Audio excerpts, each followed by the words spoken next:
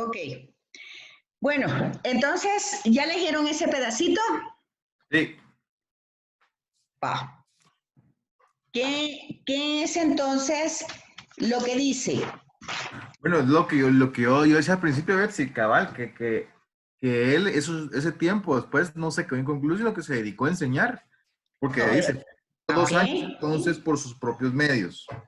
Recibía a todos los que acudían a él. ¿Qué me Proclamaba está leyendo? ¿Qué me está leyendo? Hechos 28, Ok. 30 y 31. Ajá. Pablo vivió 2 años enteros por sus propios medios. Ajá. Recibía a todos los que acudían a él. Ajá.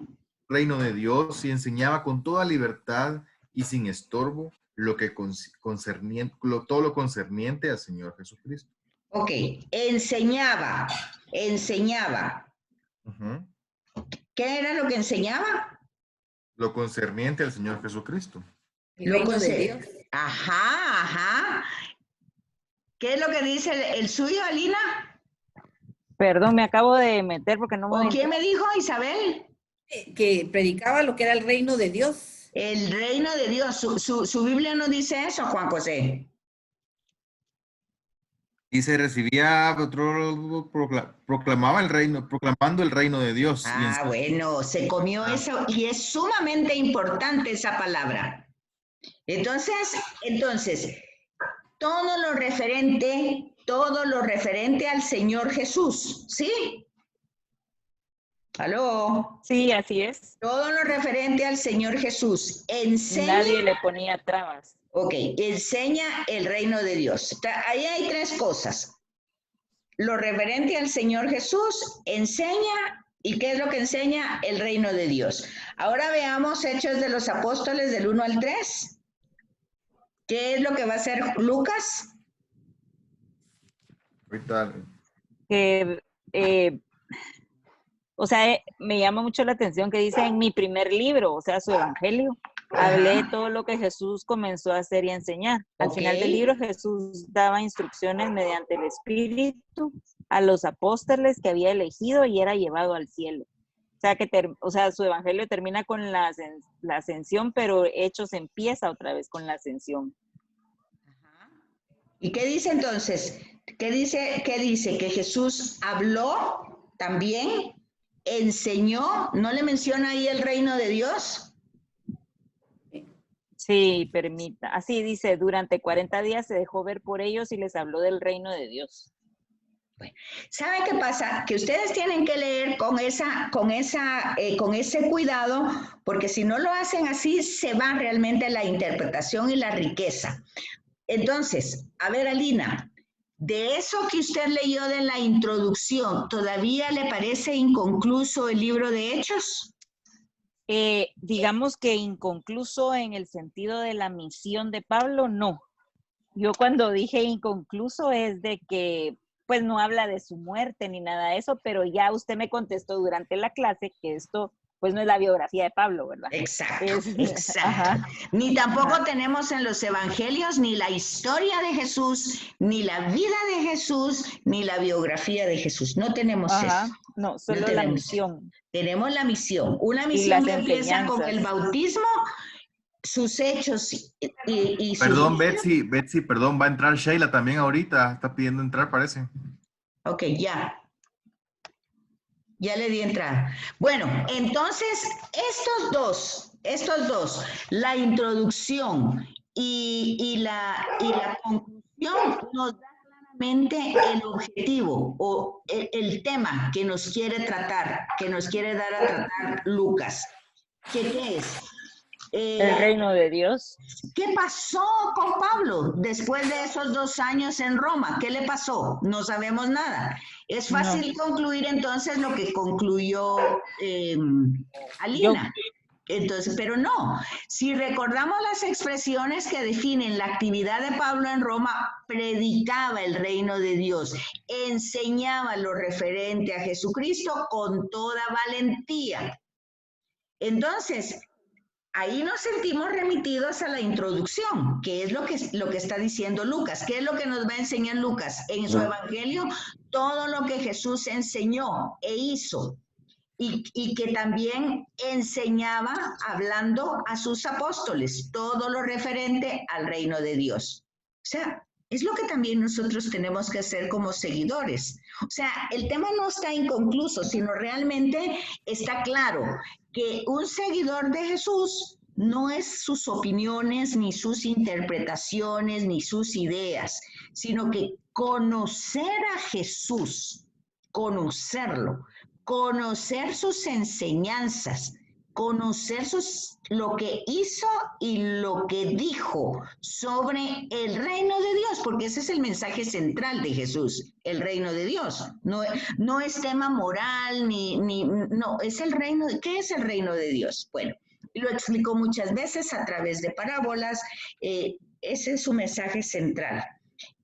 Eso fue lo que quiso Lucas escribir concretamente en forma ordenada en su evangelio. Y ahora nos va a explicar cómo lo hicieron, pues, algunos de sus apóstoles, ¿verdad? Y toma de ejemplo básicamente a Pablo y al final, y entonces lo que vamos a ver es eso, que Pablo enseña todo lo referente a Jesús y lo que Jesús enseñaba del reino de Dios. De hecho, en una de las cartas a los Corintios, la primera a los Corintios, capítulo 11, dice él, porque todo lo que yo les he transmitido lo he recibido. Y está contando que la noche que Jesús fue entregado, tomó el pan, hace ese anuncio, ese. Entonces aquí lo único que cambia es el personaje. En el Evangelio fue Lucas, que fue Jesús el personaje que habló, que enseñó el reino de Dios, y ahora aquí es Pablo. Pero en la primera parte fue Pedro.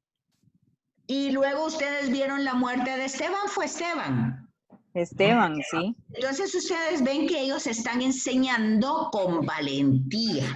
Entonces, básicamente los apóstoles, ¿quiénes son los apóstoles? Los discípulos, los seguidores. ¿Qué son? ¿Quiénes son? Son aquellos que hablan con valentía de los hechos, de los actos, de las acciones, de los gestos de Jesús de Nazaret y de sus palabras, de sus dichos. Y miren, lo hacen con valentía porque ser cristiano soy, pues no es una tarjeta así como la de PriceMart que yo puedo entrar, no es eso. A veces se necesita valentía, no porque los vayan a matar o cosas así, sino porque en un mundo donde no hay ese tipo de creencia, pero es justamente lo que pasa en el mundo de los Hechos de los Apóstoles. No hay ese tipo de creencia, entonces ellos se dan cuenta ustedes todos los problemas que pasa Pablo y está preso y todas las angustias. Lo latiguean, lo golpean. Entonces, pero básicamente en la introducción y en el prólogo tenemos realmente el tema que Lucas nos quiere transmitir. ¿Preguntas, dudas por ahí? Ahora, pensaba que en los hechos y hoy por hoy la diferencia no es mucha, pues. No, es que no es mucha. Los mismos rechazos, esos mismos problemas, esos. Y nos enseña, pues, básicamente a tener bien puestos el cinturón de cristianos, pues. Pues sí, o sea, ser coherentes y darse cuenta de que ser cristianos, pues no es un carnet, ni es es una decisión. Los papas, sobre todo Juan Pablo II, decía, ¿verdad? Que se es cristiano no por una ideología, no por una doctrina, no por una tradición, no por una idea, sino que se es cristiano por un encuentro personal con Cristo. Y entonces dice, si han encontrado a Cristo, ábranle las puertas. Quédense con Él y miren dónde vive y cómo vive. O sea, conocerlo. Porque si no se conoce, no se puede amar y no se puede seguir. Bueno, no sé si esto es básicamente la introducción de Hechos de los Apóstoles para ubicarnos y a saber exactamente a qué se refiere este libro. Ese es como parte número 1. Licenciada, Yo lo que he aprendido y he visto y se me han abierto los ojos es de que Jesús siempre hablaba de Dios, lo que mi Padre dice, lo que mi Padre hace. Antes de curar a un enfermo, le pedía a Dios para curar a los enfermos. Era una persona muy... O sea que al final tenemos que imitar a Jesús, aprendernos bien las parábolas y seguir transmitiendo ese mismo mensaje. Bueno, tal vez no es aprenderlas así como de memoria, sino que comprender, porque esa es la otra parte que ahorita entrábamos al segundo tema de esto que usted ha observado y que enriquece. Uno tiene que comprender algo, que uno esté en un contexto diferente al de Jesús. O sea, en primer lugar, Jesús era judío. Una persona judía. Nosotros no somos judíos, para empezar, ¿sí o no? Claro. Luego, Jesús como judío entendía su entorno judío, entendía sus costumbres, entendía sus prácticas religiosas, entendía todo eso Jesús como judío, ¿verdad? ¿Sí o no? Sí. Va. Entonces nosotros tenemos que ver que todos estos acontecimientos se dan en dos fiestas judías. Entonces la pregunta que viene ahorita es, ¿ustedes entienden qué es la Pascua y qué es Pentecostés? Permítame un momentito que aquí está suena. Claudio. Bueno, ¿saben lo que es la Pascua y Pentecostés? La Pascua era algo de una fiesta de los pastores, que eran honor a los pastores. Y el Pentecostés era cuando baja el Espíritu Santo. Exacto. No, porque esas fiestas existían ya, así como dijo... Pero Pentecostés ya existía antes de Jesús. Claro. Ya, ok. También la Pascua es justamente... La Pascua, sí. Es justamente lo que quiero compartir con ustedes, porque si no hay esa comprensión del contexto que se está celebrando y viviendo, no hay comprensión de lo que está pasando. Permítame un momentito porque esto tiene una alarma y no puedo apagarla. Claudio. Qué interesante todo, ¿verdad? Hay cosas que uno ni encuentra. Yo leía la Biblia y... Yo no tengo muy claro eso que había antes Pentecostés. Sí sabía de la Pascua, pero ahorita lo estoy leyendo, permítanme, ahorita les cuento. Bueno, entonces vean una cosa. La Pascua en primer momento es una fiesta pastora. Pero ¿qué quiere decir eso? Que tiene una historia, porque era cuando Israel empezó siendo pastor. Esa es la historia de los patriarcas. Eran historias tribales, o sea, de tribus pastoras. ¿Qué significa? Que no estaban erradicados en ningún lugar, sino que eran nómadas. Okay. Y vivían en tiendas de campaña. Entonces, ¿qué pasaba? Pasaba que cuando ellos iban buscando la comida, tanto para las ovejas, la comida, el agua, pues encontraban un lugar, pernoctaban en ese lugar varios días, pero no se quedaban viviendo ahí para la eternidad, sino que estaban de paso. Por eso Pascua, de paso. Pero tenía todo un significado. Ellos eran pastores y estaban de paso, no se estaban quedando a vivir ahí. Estaban en busca de alimento para el rebaño. Cuando se quedaban en ese lugar, entonces, ante el temor, el miedo de espíritus y de cosas en la noche, lugares desconocidos, acuérdense ustedes que el proceso del monoteísmo tampoco fue de un día para otro, todos eran paganos. Incluso Abraham pertenecía al paganismo, ¿sí o no? Sí. Okay. Entonces, y cuando él tiene el encuentro con Yahvé, pues entonces dice ahí que tiene más o menos 70 y algo de años, no es un niño, ¿verdad? Y entonces ustedes van a darse cuenta que la historia de Abraham es que va caminando y pasa por distintos lugares, es nómada. Entonces, cuando ellos se quedaban a pasar la noche en un lugar, pues entonces mataban un corderito, lo degollaban y le sacaban la sangre y la sangre la esparcían alrededor de la tienda el sentido de que la sangre protege, purifica de alguna manera. Y el animalito, el corderito, una parte lo ponían en holocausto para elevarlo a sus dioses y la otra parte la comían con la tribu. Era el periodo tribal. Entonces, punto número 1.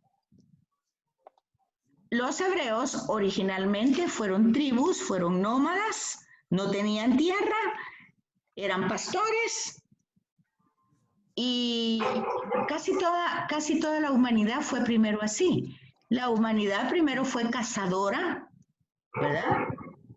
Y fue pastora, pues tenían algunos sus animalitos, hasta que se radicaron en un lugar, se volvieron agrícolas, porque para ser agrícola hay que vivir en el lugar, si no, ¿qué vamos a hacer con lo que sembramos si nos vamos? Hay que quedarse, ¿o no? Bueno, entonces vemos que esta fiesta estacionaria, ellos dejan de ser pastores, pero se quedan esclavos en Egipto. O sea, dejan de ser pastores, se quedan viviendo en un lugar, pero como esclavos. Y en ese momento, pues ellos no tienen un culto, no tienen una identidad, hasta que viene Moisés, que quiere sacarlos para ir a darle culto a Yahvé, al Dios de Abraham, de Isaac y de Jacob. O sea, ya va todo un proceso monoteísta. Entonces, el faraón no permite que salgan. Entonces aquí se vuelve una guerra de titanes, ¿verdad? Por un lado el faraón y por otro lado Yahvé. ¿Por qué en esa igualdad? Porque el faraón, Egipto le daba culto al sol, como todas las culturas antiguas le dieron culto al sol. Entonces, Ram, así se llamaban los faraones, Ramsés, hijo del sol. Entonces, acuérdense ustedes que cuando los españoles vinieron a América, pues dijeron, sobre todo aquí en Guatemala, dice que le dijeron a Pedro que era hijo del sol, Tonatiuh. El sol fue una deidad para las culturas antiguas y les ofrecían sacrificios humanos. O sea, la sangre, el sacrificio, formaba parte de la religiosidad de los pueblos antiguos. Ustedes ven que Abraham va a ir a entregar a su hijo, lo va a ofrecer en sacrificio. Es porque era una práctica. Pero ahí es donde cambia esa práctica, porque Yahvé no le permite el sacrificio y le da el cordero. Si se fijan, se van dando cuenta de la relación. Bueno, pues como hay una serie el faraón se obstina en no dejar salir a los hebreos porque era mano barata, pues era regalada prácticamente, eran esclavos, pues entonces empieza esa guerra titánica. Al tener esta guerra titánica, pues ya saben que Yahvé gana y ellos logran salir. Y llegan al Sinaí. Pero ojo con esto. Antes de salir, aquí está cómo pasa la fiesta tribal, cómo va a tener un sentido ya de religiosidad judía en un principio, porque ese va a ser el fundamento de la religión judía. ¿Qué pasa? Que entonces ellos degollan a un corderito, la sangre la ponen en el dintel de la puerta, el corderito lo asan, ¿verdad? Va a servir de alimento, pero oigan, ya aquí van hierbas amargas. ¿Qué quiere decir eso? Que ya está la cosecha. Aunque eran esclavos, ya habían entrado en un ambiente agrícola. Eran más sedentarios. Ajá. Entonces, pero ese pan ácimo significa sin levadura. Aquí entra la segunda fiesta, Pentecostés, que entonces es una fiesta agrícola. ¿Qué significa eso? Que al tener ellos la cosecha, acuérdense ustedes que la cosecha es en una época y dura una época, ¿verdad? La zafra dura un tiempo, la cosecha del café dura un tiempo, no es todo el año. Entonces, cuando ellos tienen esta cosecha, llevan las primicias a presentar a Dios. Ese es Pentecostés. Entonces, Pentecostés es una fiesta agrícola. estacionaria, porque pasa en una estación del año. Y también Pascua es una fiesta pastora, también estacionaria porque pasa en una época del año. Porque en el invierno no pueden ellos ir a buscar pasto y agua porque no da el ambiente. Bueno, entonces estas dos fiestas ya existían como una forma de estación de la historia de Israel. Pero luego tienen el cambio, ya forman parte de una historia ya del judaísmo. Vean los dos pasos, por favor. Primero, fiestas estacionarias muy antiguas, Pascua y Pentecostés, y después fiestas judías, Pascua y Pentecostés. Ok, después aquí, cuando ellos llegan al Sinaí, oigan bien lo que pasa. Cuando llegan al Sinaí, Dios dice el texto que escribe con su dedo en unas tablas de piedra los 10 mandamientos, el decálogo. Ok, entonces, en este momento estamos viendo ya la fiesta de Pascua, ellos están de paso, pero al mismo tiempo la agraria porque se quedaron ahí en el Sinaí. Okay. Un trabajo para dentro de hoy en 8, comparar Pentecostés, o sea, capítulo 2, con el Sinaí. Y Pentecostés con Babel, capítulo 11 del Génesis. Darse cuenta cuáles son los elementos ahí que son pues análogos, o sea, están en común o que están contradictorios. Eso para que ustedes lo lean. Entonces, estas dos fiestas... Perdón, Betsy, Pentecostés con Sinaí y Pentecostés con... Babel. ¿Y cuál capítulo nos dijo? Capítulo 11 del Génesis. ¿Y Sinaí? Sinaí creo que creo que está en el capítulo 3 el Éxodo y el 19 es la llegada a Sinaí, pero ahí le miran ustedes donde está la promulgación del decálogo. ¿Y Pentecostés? ¿Cuál Pentecostés? Pentecostés. Hechos de los Apóstoles, capítulo 2.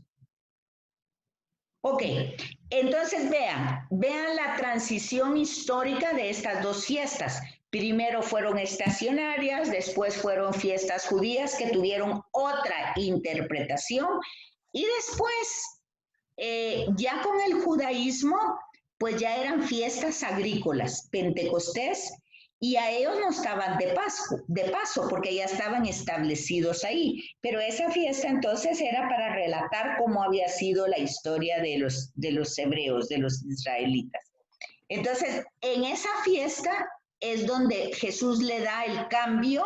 Otra cosa que tienen que observar es que esa cena de Pascua que Jesús está celebrando en la última cena, pues ustedes no van a ver ahí cordero, ni tampoco van a ver hierbas amargas, sino que van a ver pan y vino.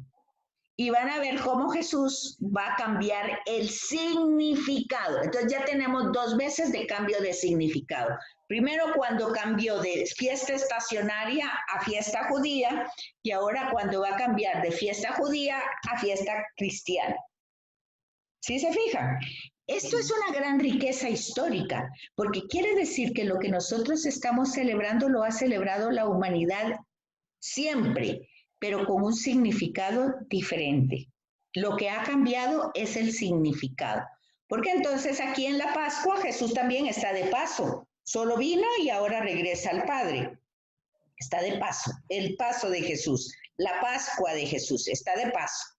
Y entonces, ¿pero qué es lo que Él ofrece? A Él mismo. Su cuerpo y su sangre primero en signos. El pan y el vino y después en la cruz. O sea, algo que primero lo hace a través de signos, después lo hace en forma cruenta, o sea, con sangre lo matan y lo hace en la cruz. Va. Entonces tenemos los dos significados de la Pascua, pero ahora viene el de Pentecostés. Si en Pentecostés el paso que tenían de la esclavitud a la libertad se sella en el Sinaí, poniendo el decálogo en unas tablas en unas piedras. Ahora, esta ley de Dios la va a dar el Espíritu.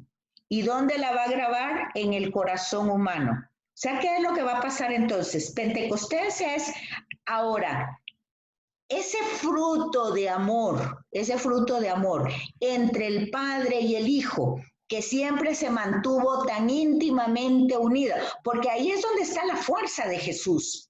La fuerza de Jesús es en esa intimidad que mantiene con el Padre. Esa es su fuerza, ese es su valor, esa es su coherencia. Que como decía, ¿quién era la que me habló anteriormente? Es Isabel, creo yo, que decía, Jesús lo que dice es lo que quiere que diga, lo que el Padre quiere que diga. Lo que hace es lo que el Padre quiere que haga. Entonces, toda esa intimidad que hay entre Jesús y el Padre es su fuente, su fuerza, su motor. Entonces, esa fuente y esa fuerza y ese motor va a ser el Espíritu Santo, ese amor que une a ellos dos, ese amor es el Espíritu. Al regresar Jesús al Padre, regresar nuevamente al Padre, ese amor queda disperso en la humanidad. Entonces ese Espíritu viene entonces, y ahora, ¿qué es lo va a decir Lucas? ¿Qué es lo que va a hacer ese Espíritu? Ese Espíritu va a recordar, ese es el Evangelio de hoy, ese es el Evangelio de hoy en la misa de hoy. ¿Qué dice? Voy a mandar al Paráclito. En primer lugar, el Paráclito, o sea, el Espíritu, es una promesa de Jesús. Jesús lo promete. ¿Para qué? ¿Qué es lo que va a hacer? Va a recordar todo lo enseñado por Jesús, va a recordar. Pero también va a recordar nuestra historia con esa relación con Jesús. O sea, hay dos recuerdos, el recuerdo personal de nuestra historia y el recuerdo de los dichos y hechos de Jesús aplicados en nosotros. Y ese Espíritu no solo va a hacer que recordamos, sino que entendamos, nos va a ayudar a discernir y nos va a crear unidad. Esas son las acciones de ese Espíritu. O sea, lo que en el Sinaí Yahvé hizo con su dedo en esas tablas de piedra o en esos bloques de piedra, ahora lo hace el Espíritu en el corazón humano. Esa es una profecía que está en Ezequiel, que está en Jeremías. Voy a crear un corazón nuevo, haré de nuevo un corazón de carne, quitaré ese corazón de piedra. Todo eso son profecías del Antiguo Testamento que se realizan, y entonces Pentecostés no solamente es lo que a veces dice la gente, el nacimiento de la Iglesia Católica, la venida del Espíritu Santo. Sí es eso, pero no es solo eso. Todo un cumplimiento de unas profecías que se hicieron desde el Antiguo Testamento, los profetas, y que así como Isaías puede representar las profecías del siervo doliente en la persona de Jesús, así también habían unas profecías de la venida está en Ezequiel también, donde esos huesos van a tener carne. O sea, cómo el Espíritu va a moverse entre esos huesos y se vivan nuevamente. Todo eso es entonces Pentecostés, y ese es el escenario con el que va a desarrollar y va a empezar su historia el segundo libro de Lucas. Entonces, hemos hecho dos cosas. Uno, ubicar el texto cronológicamente. Punto número uno, lo ubicamos en una época, en un tiempo, vimos que él es un historiador, vimos todo su trabajo que hizo, vimos cómo se puede entender ese trabajo con el prólogo y la conclusión, y ahora vemos en su primer libro lo que tenemos es la Pascua, el paso del Señor, y en su segundo libro lo que tenemos es Pentecostés y toda la obra de este espíritu de amor que forma las primeras comunidades, para recordar lo que dice la conclusión. lo que Jesús dijo e hizo. Y aparte de eso, para recordarlo y para hablar de lo que es el reino de Dios. Esas son las dos ubicaciones del texto de Hechos de los Apóstoles. Y ya habiendo hecho eso, no sé si tienen dudas, preguntas para que me hagan. Licenciada, qué interesante. Ahorita comprendí que cuando Abraham tuvo a Isaac, e Isaac tuvo a Jacob y al otro hijo, ¿cómo se llama? Esaú. A Esaú. Esaú. Uno hizo un sacrificio de un corderito y el otro hizo un sacrificio de no, esos son los hijos de Adán y Eva, Caín y Abel. Uno hizo el sacrificio del cordero, de la oveja, porque era pastor, y el otro de sus productos de la tierra, porque era agrícola. Eso está en el capítulo 4, está en el capítulo 4 de Génesis. Ahora, oiga muy bien, Isabel, esa observación que usted hizo es muy interesante. ¿Cómo puede estar ese relato en el 4º capítulo del Génesis cuando ellos siglos después se vuelven agrícolas? Porque fue escrito después.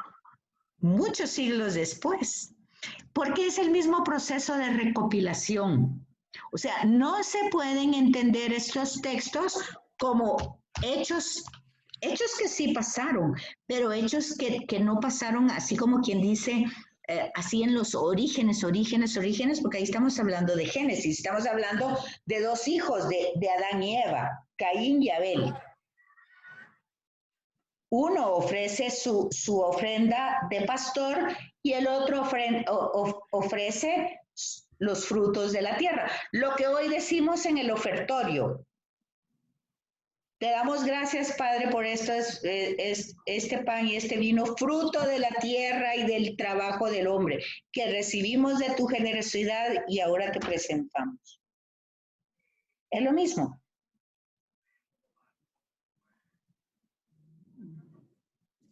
¿Sí? Bueno, entonces, trabajos. El primer trabajo entonces fue una lectura continua de Hechos de los Apóstoles para que ustedes tuvieran una idea de qué trataba el libro. Luego concluimos ese trabajo con el prólogo y la conclusión para que ustedes vieran el tema que nos quiere que transmitir. Ahora ya vamos a ir entrando a cada capítulo y lo vamos a ir viendo con varias características. Entonces, ¿qué es lo que toca para la otra semana, si Dios nos permite? Leer el capítulo 1 completo, pero ahora ya con notas de pie de página y con comentarios bíblicos. Si no tienen una Biblia que tenga buenas notas de página, tienen que acceder a Google, pero a un comentario bíblico como San Jerónimo, o sea, un católico, no cualquier comentario bíblico.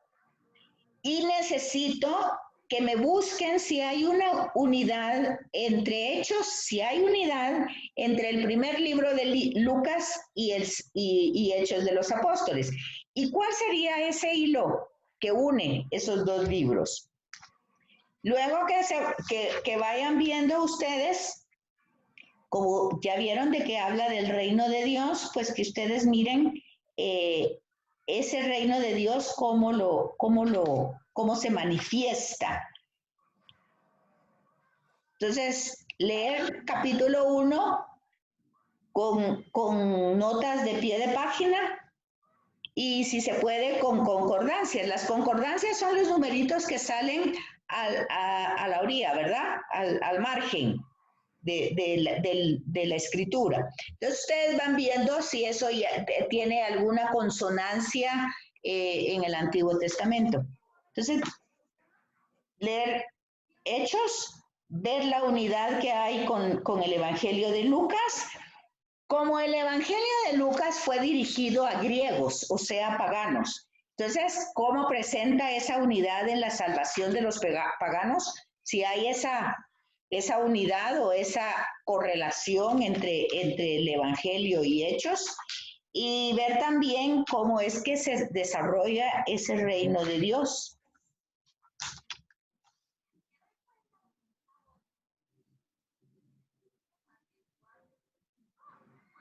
Entonces, ahí vamos a recoger varios elementos. Vamos a recoger el elemento teológico, el geográfico y el de los actores. Que los vayan viendo ustedes ahí en Hechos de los Apóstoles, pero en el primer capítulo. ¿Dudas, preguntas? Los elementos, dijo, geográfico, histórico y qué más. Geográfico, teológico y los actores. Estos trabajos que nos está dejando hay que hacerlos en una hoja, y dijo que hasta después se entregaban todos juntos, o se los mandamos o se los subimos en la plataforma. No, después me los dan todos en una cartera, folder. En una cartera, Okay. Sí. Muy bien. Y bueno, ya tenemos 3 minutitos para si tienen dudas, preguntas o algo. Yo quisiera que durara más la clase, Betsy. Sí. ¿Ah? Yo quisiera que durara más la clase. Yo todavía estoy terminando de procesar lo que dijo. Pero la ventaja es que va a quedar grabado ahí. Sí, para volverlo a oír. Ahí queda grabado, ustedes pueden ir viendo y cotejando con la Biblia. También les dejé que vieran la introducción de Hechos. Pueden ver también la introducción de Lucas, del Evangelio de Lucas, para ver toda ese contexto histórico que tienen los dos libros. Si no me recuerdo en qué parte, no me acuerdo si tiene que ser en Hechos, donde los apóstoles estaban como miedo antes de Pentecostés porque ya tenían que salir, y ahora ya entiendo, porque era obvio, tenían que salir porque tenían que volver a cosechar.